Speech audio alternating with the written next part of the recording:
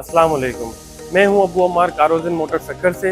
कारोज़न Motors आज आपके लिए एक इन्फॉर्मेटिव सीरीज़ लेकर आया है जिसमें गाड़ियों की इंजन नंबर, चेसिस नंबर और टिकली की लोकेशन आपको गाइड की जाएगी, जो कि यूज़ कार ख़रीदते वक्त बहुत ही अहम है।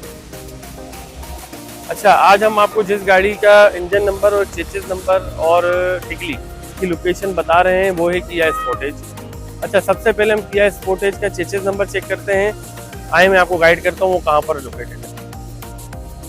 किया स्पोर्टेज का जो चेसिस नंबर है वो यहाँ पर लोकेटेड होता है।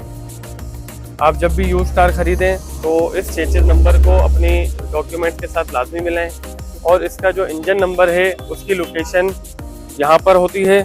जब आप बोनट खोलेंगे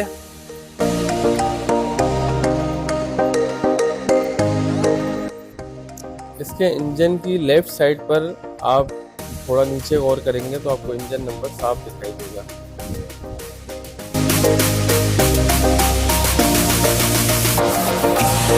अच्छा, अब जो है इसका लेफ़्ट साइड का डोर ओपन करेंगे तो नीचे की साइड इसकी जो है विंड प्लेट यहाँ पर पेस्ट है, जिसको टिकली भी कहते हैं। इस विंड प्लेट में गाड़ी की मैन्युफैक्चरिंग डिटेल्स होती हैं।